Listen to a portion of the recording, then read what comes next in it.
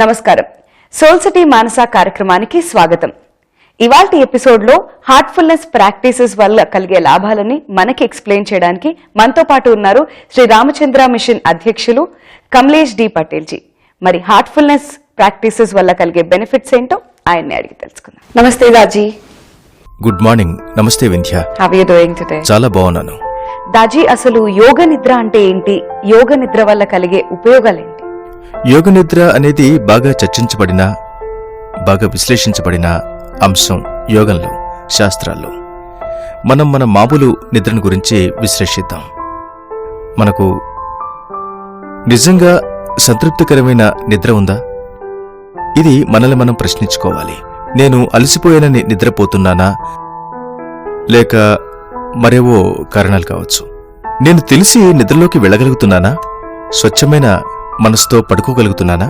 నా అంతరాత్మను స్వచ్ఛమైన మనసుతో సమీపించగలిగితే అప్పుడు నిద్రపోయే ప్రక్రియ వేరేగా ఉంటుంది. కానీ వ్యక్తి నిద్రపోవడానికి ఎంతో ప్రయత్నిస్తున్నాడు, కష్టపడుతున్నాడు, నిద్రలోకి జారుకోవడానికి ఎంతో ఇబ్బంది పడుతున్నాడు. అలాగే బాగా అలసిపోవడం వల్ల పడుకోవాలి కాబట్టి బాగా అలసిపోయి వెంటనే నిద్రలోకి వెళ్ళిపోయిన సందర్భాలుంటాయి, ఏ సమస్య లేకుండా. అలాగే నిద్రపోలేనంతగా బాగా అలసిపోయిన సందర్భాలు కూడా ఉంటాయి. ఇలా నిద్రపోయే క్రమాల్లో వివిధ సన్నివేశాలుంటాయి. నిద్రలేమి అనేది మరో సమస్య. ఈ నిద్రపోయే క్రమం సక్రమంగా లేకపోవడం వల్ల వచ్చేది. యోగ నిద్ర అనేది ఒక విధంగా సంపూర్ణంగా నిద్రపోవటం, సంపూర్ణంగా సరైన నిద్రపోయే క్రమాన్ని సాధించడం. నేను తెలిసి నిద్రలోకి లోతుగా వెళ్ళగలిగినప్పుడు నా స్వప్రయత్నంతో అదెలా జరుగుతుంది? నేనెవరితోనైనా పోట్లాడిన తర్వాత ప్రశాంతంగా నిద్రలోకి వెళ్ళగలనా? నా ప్రియమైన కుటుంబ సభ్యులతో వాదనలు చేసిన తర్వాత నాకు నిద్రపడుతోందా? నా స్నేహితులతో గాని, నా వ్యాపార భాగస్వాములతో గాని వాదిస్తే, అలాగే ఆఫీసులో తోటి ఉద్యోగులతో గాని, వ్యాపారవేత్తలతో గాని, లేక పూర్తిగానే పని వల్ల గాని, లేక ఇంటి నుంచి ఒక ఫోన్ వస్తుంది. ఏమండి, ఇంటికి వచ్చేటప్పుడు ఏమైనా తీసుకురండి అంటారు. అది మీరు మర్చిపోవడం జరగచ్చు. అర్ధరాత్రి అకస్మాత్తుగా గుర్తొస్తుంది, పలానా వాళ్ళు ఏదో తెమ్మన్నారు. మీకు బాధగా ఉంటుంది, అలా నిద్రపాడవుతుంది. అలా అసంపూర్ణంగా వదిలేసిన పని, సరిగ్గా చేయని పని, నిర్లక్ష్యంగా చేసిన పని, హృదయంలో సంతృప్తిని కలిగించిన విధంగా చేసిన పని, ఎరుకతో ఉండే మనసు గుర్తించలేకపోయినా కూడా ఉపచేతనంలో ఉండే మనసు వీటన్నిటిని సూచిస్తూనే ఉంటుంది. అంతేకాదు, లోతైన నిద్ర కూడా లేకుండా చేస్తుంది. ఎందుకంటే నిద్రలో మరింత లోతైన స్థితులకు వెళ్లకుండా అడ్డుపడుతుంది. లోతైన నిద్రలో, సుషుప్తిలో ఏం జరిగిందో నీకు ఎప్పుడైనా గుర్తుందా? ఉండదు, అసలు గుర్తుండదు. అయినా ఎంతో తాజాగా ఉంటుంది. కేవలం 10 నిమిషాలే ఆ లోతైన నిద్ర తర్వాత ఎంతో ఫ్రెష్గా లేస్తాం. యోగ నిద్ర అంటే కూడా అదే. ఆ ఉన్నతాత్మతో అనుసంధానమైన తర్వాత ప్రయత్నపూర్వకంగా సుషుప్తిలోకి వెళ్లటం. హార్ట్ఫుల్నెస్ ధ్యానం దాన్ని ఎలా సాధించాలో బోధిస్తుంది. కేవలం బోధించడమే కాదు, బోధించడం అంటే ఇది చెయ్యి అని చెప్పడం. అలా కాకుండా అవతల వ్యక్తి చైతన్యాన్ని తీసుకుని తోడుగా నడుస్తూ వెళ్లి, సరే ఇక్కడ స్థిరపడు అని చెప్పడం. తేడా ఉంది. నువ్విలా ధ్యానం చెయ్యి అని చెప్పడానికి, అవతల వ్యక్తి చైతన్యంలోకి వెళ్లి చేతిలో చెయ్యేసి ఆ చైతన్యంతో పాటుగా నడుస్తూ చేరవలసిన చోటుకు వ్యక్తిని చేరవేసి, ఇది నువ్వు ఉండాల్సిన స్థితి, ఇక్కడే ఉండు, నేను మరొకరికి సహాయపడి మళ్లీ వచ్చే వరకు ఇక్కడే ఉండు అని చెప్పడానికి ఒక తేడా. ఇటువంటి యోగిక సమర్థతలు మార్గదర్శికి ఉండవలసిందే. మార్గదర్శి మనల్ని వివిధ చైతన్య స్థితుల ఇంద్రధనుస్సుకుండా ప్రయాణింప చేయగలగాలి. యోగనిద్ర అనేది కేవలం ఒక భాగం మాత్రమే. లోతైన స్థాయిల్లో ఉండే నిద్రను గురించి చెప్పేది, గాఢమైన లోతైన నిద్ర గురించి మనకు తెలియజేసేది. ఇప్పుడు నిద్రపోయే తీరులను గురించి చాలా అధ్యయనాలు అనేకం జరిగాయి. ఒక అద్భుతమైన హార్వర్డ్ అధ్యయనం జరిగింది బౌద్ధ సన్యాసుల మీద. వాళ్ల జీవితకాలంలో 10,000 గంటలు, 15 గంటలు ధ్యానం చేసిన వాళ్ల మీద అధ్యయనం చేశారు. వాళ్లను ఈఈజీ ద్వారా కొలిచినప్పుడు ఒక విచిత్రమైన డెల్టా తరంగం కనిపించింది అక్కడ. వాళ్ళు కళ్ళులా మూసుకోగానే ధ్యానలోతులోకి వెళ్ళిపోగలుగుతారు, ధ్యానస్థితికి వెళ్ళిపోతారు. లోతైన నిద్రలో ఏం జరుగుతుంది? లోతైన నిద్ర ఈజీ గ్రాఫ్లో డెల్టా తరంగాన్ని చూపిస్తుంది ఇక్కడ. కాబట్టి డెల్టా తరంగాన్ని సృష్టించే ధ్యాన స్థితి, లోతైన నిద్ర ద్వారా కలిగే డెల్టా తరంగం, అవి రెండూ పరస్పరం ఒకలాగే ఉంటాయి. అయినా ఇంకా చాలా పెద్ద తేడా ఉందక్కడ. చూసావా? ఇది నేను ఎంతో మందితో నేను ధ్యానం చేస్తున్నప్పుడు నేర్చుకున్నాను. నేను కనుగొన్నది ఏమిటంటే, నా అధ్యయనంలో వాళ్ళు 10,000 గంటలు 15,000 గంటలు వేచి ఉండవలసిన అవసరం రాలేదు. మొట్టమొదటి రోజు నుంచి ఈ యౌగిక ప్రాణాహుతి వల్ల వ్యక్తి అటువంటి లోతైన డెల్టా తరంగం ఉత్పత్తి చేసే విధమైన ధ్యాన స్థితిలో మునిపోగలుగుతున్నాడు. ఈ అరగంట ధ్యానం చేస్తున్నప్పుడు వ్యక్తి ఇలా లోతైన నిద్రలాంటి స్థితిలోకి వెళ్ళగలుగుతున్నాడు. కాని ఇక్కడ తేడా ఏమిటంటే, అటువంటి లోతైన నిద్రాస్థితి ఉన్నప్పటికీ కూడా, డెల్టా తరంగాన్ని సృష్టిస్తున్నా కూడా పూర్తి ఎరుకతో ఉంటాడు ఆ వ్యక్తి. చూసావా?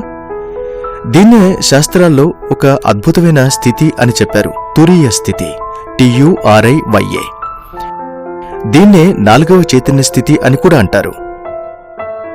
అధిచేతనం, చైతన్యం, ఉపచైతన్యం, ఇంకా తురీయం. మరో స్థితి కూడా ఉంది. దాన్నే తురీయాతీతం అనంటే తురీయానికి అతీతంగా వెళ్లడం అన్నమాట. 4వ చైతన్య స్థితిని దాటి వెళ్లటం, ఆ స్థితిని అతీతంగా వెళ్లటం. దీన్నిలా చాలా సరళంగా చెప్పగలను. తురీయ స్థితిలో వ్యక్తి ఈ డెల్టా స్థితిని చేరుకుంటాడు. సరే, పూర్తి ఎరుకతో ఉంటాడు కూడా. ఇది కేవలం ధ్యాన సమయంలో మాత్రమే జరుగుతుంది. కానీ తురీయాతీత స్థితి మాత్రం కళ్ళు తెరిచి ఉన్నప్పుడు కూడా జరుగుతుంది. కొన్నేళ్ల సాధన తర్వాత నడుస్తున్నప్పుడు కూడా తురీయ స్థితిలో ఉండొచ్చు. కళ్ళు తెరిచి ఉండగా కూడా ఆ స్థితిని సృష్టించవచ్చు కూడా. సృష్టించడం కూడా కాదు, అది జరుగుతుందంతే. కాబట్టి నిద్ర వల్ల అనేక ప్రయోజనాలున్నాయి. నిద్ర లేకపోతే ఏ జంతువు బతకలేదు. కాని నిద్రలో మనం అభిలషించే నాణ్యత పూర్తిగా జీవితం స్వరూప స్వభావాల్ని మార్చివేయగలదు. రాజీ, 98% వరకే జనాభా అంతా కూడా నిద్రలేమితో బాధపడుతున్నారు. అందులో 58% వరకు వర్క్ సఫరర్స్ గా అంటున్నారు. దాని గురించి మీ కమెంట్స్ ఏంటి? నిజానికి రాత్రి కేవలం అరగంటో గంటో నిద్రపోయి ఉదయం లేచినప్పుడు ఎలా ఉంటుంది? విపరీతమైన తలనొప్పితో లేస్తాం, లేకపోతే చాలా చికాకుతో లేస్తాం.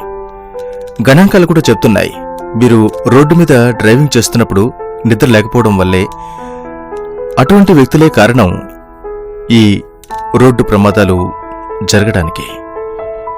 డ్రైవింగ్ చేస్తుండగానే నిద్రలోకి వెళ్ళిపోవటము, లేక కొంతసేపు దృష్టిని పెట్టలేకపోవటం మూలాన ముఖ్యంగా విద్యార్థులు రాత్రులు అనేక రకాల పనులు చేస్తూ సమయం గడిపినప్పుడు, మంచి చెడు ఏదైనా కావచ్చు, నేనిప్పుడు అవన్నీ మాట్లాడదలుచుకోలేదు, కొన్ని విషయాలు వాళ్లకు నిద్ర లేకుండా చేశాయి. ఆ తర్వాత ఉదయం క్లాసులోకి వెళ్లి కూర్చుంటే వాళ్ళకేం ఎక్కుతుంది? నిద్రలేమితోనే ఉండిపోతారు. నేర్చుకోవాలనుకున్న విద్యను ఇనుమడింపచేసుకునే పరిస్థితిలో బుద్ధి ఉండదు. ఎంతో డబ్బు వెచ్చించి ఉంటే మీరు ఎంతోమంది హృదయాన్ని బాధపెడుతున్నారు కూడా. ముఖ్యంగా మీ తల్లిదండ్రులు మీరంటే ఇష్టపడేవాళ్లు కేవలం సరిగ్గా నిద్రపోకపోవడం అనే ఈ క్రమశిక్షణ రాహిత్యం వల్ల. దీన్ని మరో విధంగా కూడా చెప్తే, కాలం మొదలైనప్పటి నుంచి మనం ఎలా వికాసం చెందామో కొన్ని వందల సంవత్సరాలు వెనక్కి వెళ్లి చూద్దాం ఒకసారి. ఎలక్ట్రిసిటీ లేని సమయంలో మన జీవితం చాలా వరకు క్రమబద్ధంగా ఉండేది. ప్రకృతి మనల్ని స్వతసిద్ధంగానే త్వరగా నిద్రపోయేలా చేసేది. చీకటి పడగానే నిద్రపోయేవారు. సూర్యోదయం కాకమునిపే నిద్ర నుంచి మేల్కొనేవారు. త్వరగా నిద్రపోవటం వల్ల త్వరగా నిద్రలేచేవారు. ఇలా ఉండటం వల్ల ఒక రకమైన జన్యుపరమైన పద్ధతిని సృష్టించింది. తద్వారా మన శరీరం సౌరభ్రమణానికి అనుగుణంగా స్పందిస్తూ ఉండేది, లేక రాత్రి సూర్యుడు లేకపోవడం వల్ల కూడా స్పందించేది. కాబట్టి మన యోగశాస్త్రం ఈ రెండు దశలను, పగలు రాత్రిని, సూర్యనాడి అని చంద్రనాడి అని విభజించింది. సూర్యుడి వల్ల ఏం జరుగుతుంది? అందరూ చలాకీగా ఉంటారు. చంద్రనాడి వల్ల విశ్రాంతి తీసుకోవాలనిపిస్తుంది. విశ్రాంతి తీసుకుంటాం. స్థిమితంగా నిశ్శబ్దంగా ఉండాలి అని అనిపిస్తుంది. ఇలా చలాకీగా ఉండటం, విశ్రాంతిగా ఉండటం అనే భ్రమణం మన జన్యు వ్యవస్థలో ఇమిడిపోయింది. ఇప్పుడు సూర్యనాడి అనేది కుడి ముక్కుకు సంబంధించింది. దీన్నే ఇడ అంటారు. ఎడమ ముక్కు చంద్రనాడికి సంబంధించింది. దీన్ని పింగళ అంటారు. పగటి సమయంలో ఇది చురుకుగా పనిచేస్తూ ఉంటుంది. ముక్కును గమనిస్తే అనుభూతి చెందుతావు. రెండూ సమానంగా శ్వాస తీసుకుంటూ ఉంటాయి. ఒక నాసికారంధ్రం ఒక రకంగా అడ్డుపడితే మరో నాసికారంధ్రంలో స్వేచ్ఛగా గాలి పీల్చగలుగుతూ ఉంటుంది. ఈ ప్రక్రియ తారుమారు అవుతూ ఉంటుంది. మీ ఆరోగ్యం ఏదో కారణంగా అనారోగ్యానికి గురైతే సహజంగా జరిగే క్రమం తారుమారవుతుంది. పగటి సమయంలో మనం చురుకుగా పనిచేసే సమయంలో, నిద్రపోకుండా చురుకుగా పనులు చేసుకోవాల్సిన సమయంలో ఈ కుడి నాసికారంధ్రం పనిచేస్తుంది. ఆ చురుకుదనానికి కారణం సూర్యుడు. ఈ ప్రక్రియకు స్పందిస్తూ మన సానుభూతితో స్పందించే వ్యవస్థ ఈ రెండు చేదోడు వాదడుగా కలిసి పనిచేస్తాయి. సైన్స్లో దీన్ని సింపథెటిక్ సిస్టమ్ అనంటారు. ఎందుకంటే కార్యకలాపాలన్నీ కూడా నాడీ వ్యవస్థకు సంబంధించినవే గనుక. పారాసింపథెటిక్ సిస్టమ్ అంటే చంద్రనాడి ఆ విధంగా క్రియాశీలం అవుతుంది. అప్పుడు వ్యక్తికి విశ్రాంతి తీసుకోవాలి అని ఉంటుంది. కొన్ని హార్మోన్లు స్రవిస్తాయి. దాని ప్రకారంగా మన శరీరం సౌరభ్రమణానికి అనుకూలంగా స్పందిస్తుంది. ఇప్పుడేం జరుగుతుంది? మొత్తం మానవజాతి యొక్క జన్యు పద్ధతి అంతా కూడా పగటి సమయంలో ఈ సౌరభ్రమణం ద్వారా నియంత్రించబడుతూ ఉంటుంది. మరిప్పుడు మనం చేసే పనులు దీంతో సరిసమానంగా లేకపోతే ఏం జరుగుతుంది? ఉదాహరణకు రాత్రి షిఫ్టులో పనిచేసే వాళ్ళున్నారు. వాళ్ళు నిజానికి చాలా ఇబ్బందుల్లో ఉన్నారు. ఎందుకంటే మీ శరీరానికి విశ్రాంతి తీసుకోవాలి అని అనిపిస్తుంది. మీ పారాసింపథెటిక్ సిస్టమ్ చలాకీగా ఉంది. కానీ మీరు బలవంతంగా మిమ్మల్ని మీరు పనిలో పెట్టుకుంటున్నారు. కారణం ఏదైనా కావచ్చు, నాట్యం చేస్తుండవచ్చు. అయినా సరే ఇది శరీరం కోరుకునే విశ్రాంతికి విరుద్ధమైంది. ఇది ప్రవాహానికి ఎదురీదడం లాంటిది. ప్రవాహానికి మీరు ఎదురు ఈదుతున్నారు అంటే మీ కార్యకలాపాలన్నీ చాలా అవసరమైన విశ్రాంతికి విరుద్ధంగా ఉన్నాయి. ఆ విధంగా జన్యు వ్యవస్థ మొత్తం కూడా రాజీపడిపోయినట్లే. జన్యుపరమైన స్పందన సమూలంగా రాజీపడిపోయినట్లే. కాబట్టి జనాన్ని మీరు అధ్యయనం చేయొచ్చు. రాత్రి షిఫ్టుల్లో పనిచేసే వాళ్ళందరూ కూడా తమ ఆరోగ్యంతో రాజీపడిపోయారు. ఓ 5-6 ఏళ్ల అధ్యయనం చేసిన తర్వాత మీరు చెప్పగలుగుతున్నారు, నిజమే ఆరోగ్యం చాలా మారిపోయిందని తెలుస్తుంది. ఆ ప్రభావం వెంటనే జరిగేది. 5-6 ఏళ్ళు ఎందుకు, ఇప్పుడే చూడొచ్చు. పగలు పడుకుని రాత్రి పనిచేసి చూడండి, మీకే తెలుస్తుంది. అటువంటి వ్యక్తుల జీవన విధానాలు గమనించి చూడండి. వాళ్ళు తమ తమ జీవితాల్ని ఇబ్బందుల్లోకి నెట్టేసుకుంటున్నారు. కాబట్టి ఈ సౌరభ్రమణాన్ని మనం గౌరవించాలి. కుడి రంధ్రం, ఎడమ రంధ్రం, సూర్యనాడి, చంద్రనాడి, వీలైతే సమతుల్యతను తీసుకురావడానికి ప్రయత్నించండి. ఇది ప్రాణాయామం ద్వారా చాలా త్వరగా సాధ్యపడుతుంది. కానీ మా పద్ధతి లాంటి ధ్యాన పద్ధతి ద్వారా, మా హార్ట్ఫుల్నెస్ ధ్యానంలో క్రియాశీలకంగా లేక ప్రయత్నపూర్వకంగా ప్రాణాయామం చేయడం ఉండదు.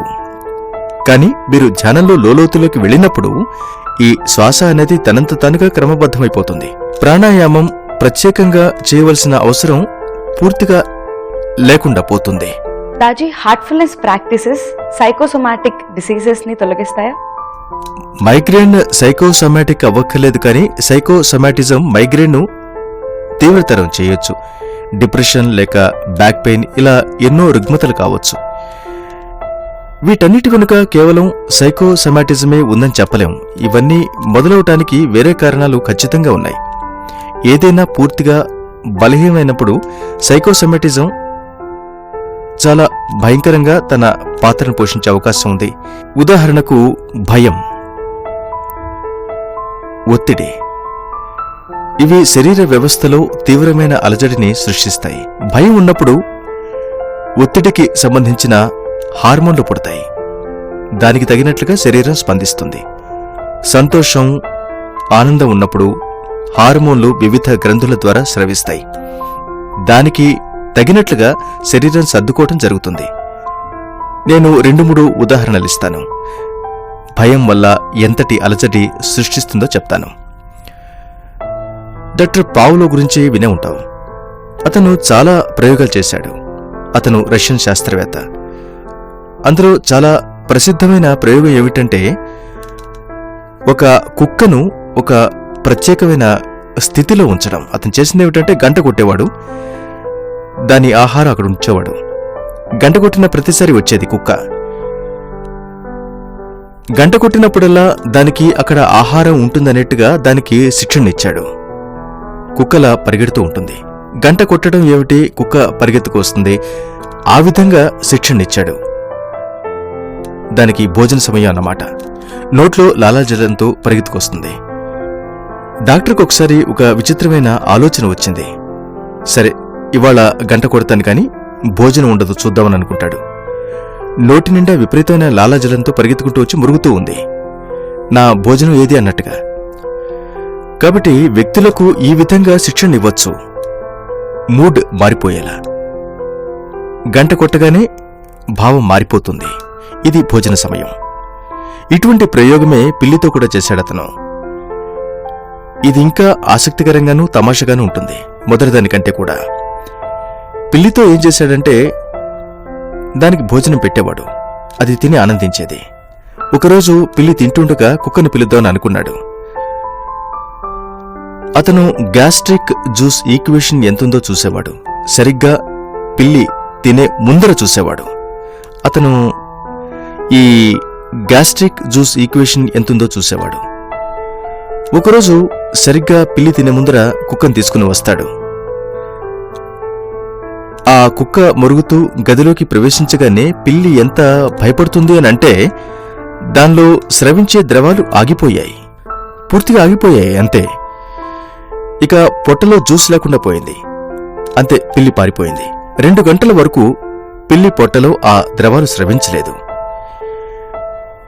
ఇప్పుడు మన నిత్య జీవితంలో ఏం జరుగుతూ ఉంటుంది? భర్త ఇంటికొస్తాడు, భార్య నసపెడుతూ ఉంటుంది.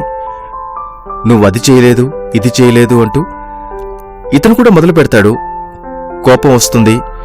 అలాగే ఇతర కుటుంబ సభ్యులు కూడా ఏవో సమస్యలుంటాయి. ఇక ఏం తినగలుగుతాడు అక్కడ? అలా ఉన్నప్పుడు ఇక ఆహారం ఎలా సహిస్తుంది, ఎలా అరుగుతుంది? మూడ్ అన్నది వేరే.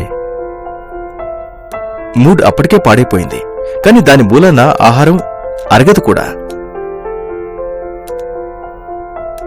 అది మరో సమస్య. అరగని ఆహారం మీ రక్త ప్రవాహంలోకి వెళ్ళినప్పుడు ఇక మంచి ఆరోగ్యం అనేది ఎలా ఉంటుంది?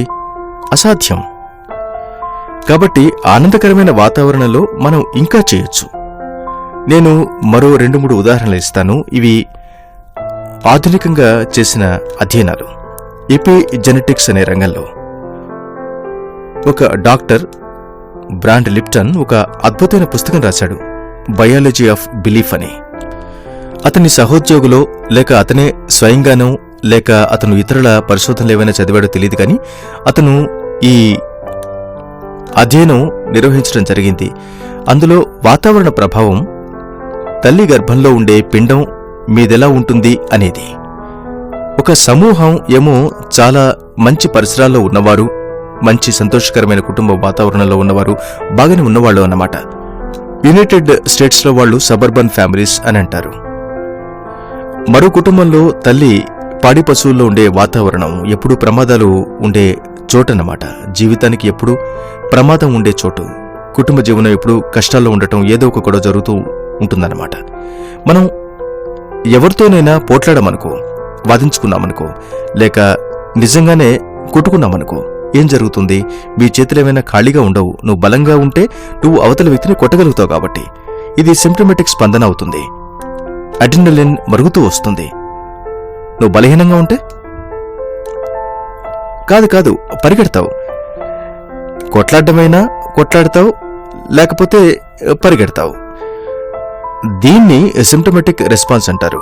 నువ్వు పోట్లాడాలనుకున్నప్పుడు ఏమవుతుంది? నీ చేతుల్లో రక్తం ఉండాలి, అది శరీరం అందిస్తుంది. సింప్టమాటిక్ స్పందన అవుతుంది. అడ్రినలిన్ మరుగుతూ వస్తుంది. రక్తం ఇప్పుడు నీ కాళ్లలోనూ చేతుల్లోనూ కూడా ఉంది. ఇటువంటి వాతావరణంలో ఎప్పుడూ ఉండే తల్లిని గురించి ఒకసారి ఆలోచించండి.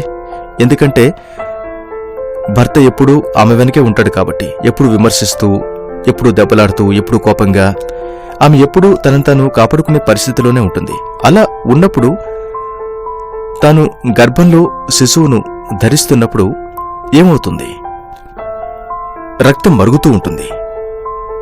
లోపలున్న పిండానికి దీనికి ఏమీ సంబంధం లేదు, కానీ తల్లిలో ఉన్న ఆ రక్తం ఆ పిండంలోకి ప్రవహిస్తుంది. అలాగే ఆ పిండంలో ఉన్న కాళ్ళు చేతులకు కూడా ఈ అదనపు రక్తం వస్తుంది. కానీ కొన్ని లోపలి అవయవాలకు అందకుండా వస్తుంది. పొట్టకు, కాలేయానికి, ఇలా ఇతర అవయవాలకు వెళ్లదు. ఇలా లోపలి అవయవాలతో రాజీపడటం జరుగుతుంది. కాళ్లలోనూ చేతుల్లోనూ ఎక్కువ రక్తం ప్రవహించడం మూలాన. కాబట్టి అటువంటి పిల్లలు, అటువంటి కుటుంబాల్లో, అటువంటి తల్లులకు, ఇటువంటి వాతావరణానికి గురైన తల్లులకు పుట్టినప్పుడు వాళ్లకి పొడుగాటి కాళ్ళు, చేతులు ఉంటాయి. జీర్ణ వ్యవస్థ సరిగ్గా ఉండదు. వాళ్ళు ఎక్కువ జీర్ణం చేసుకోలేరు. మామూలు పిల్లల్లా చేసుకోలేరు. మెదడు వెనుక భాగం నుంచి ఈ స్పందన ప్రారంభమవుతుంది. కాబట్టి ఇది బరువుగా అయిపోతుంది. కానీ అందులో సాంద్రత ఉండదు. దీనికి పూర్తి విరుద్ధంగా ఉంటాయి ఫలితాలు. ఆ కుటుంబాల్లో ఎక్కడైతే ఆనందం, సంతోషం, ప్రేమ ఉంటాయో అక్కడ అన్ని శక్తులు సక్రమంగా ఏర్పడటం జరుగుతుంది. మెదడులోని ముందు భాగం బాగా వికాసం చెందుతుంది. ఇంతకు ముందు చెప్పిన పిల్లవాడిలా కాకుండా, ఇందాక చెప్పుకున్నట్టు. అందుచేత వెంటనే ఇక్కడ బయలాజికల్ గా కూడా ప్రభావం కనిపిస్తుంది. కాబట్టి బయలాజికల్ ప్రభావం, మానసిక ప్రభావం, ఇలా ఎన్నో ప్రభావాలుంటాయి. మనం అధ్యయనం చేయవలసింది ఏపీ జెనెటిక్స్ లోని ఆధ్యాత్మిక ప్రభావాన్ని. మన ఆధ్యాత్మిక జీవితాన్ని ప్రభావితం చేసే వాతావరణాన్ని అధ్యయనం చేయాలి. So Daji, these days in this generation, we actually come across so many youth saying that, we don't feel sleepy in the nights, they feel like sleeping in the morning. So what do you think is the problem with them? త్వరగా నిద్రపోవాలి. They say we tried, we did so much, but still we are not able to do it. ఒక కుక్కకు శిక్షణ ఇవ్వగలిగినప్పుడు, గంట కొట్టగానే వస్తున్నప్పుడు మనం కూడా మన పిల్లలకు శిక్షణ ఇవ్వాల్సి ఉంటుంది. అది మనమే చేయాలి. సో వ్యూవర్స్, చూశారు కదండి, ఇది ఇవాల్టి సోల్ సిటీ మానస కార్యక్రమం. మరొక అద్భుతమైన ఎపిసోడ్తో మళ్ళీ కలుద్దాం. అందాక సెలవు, నమస్తే.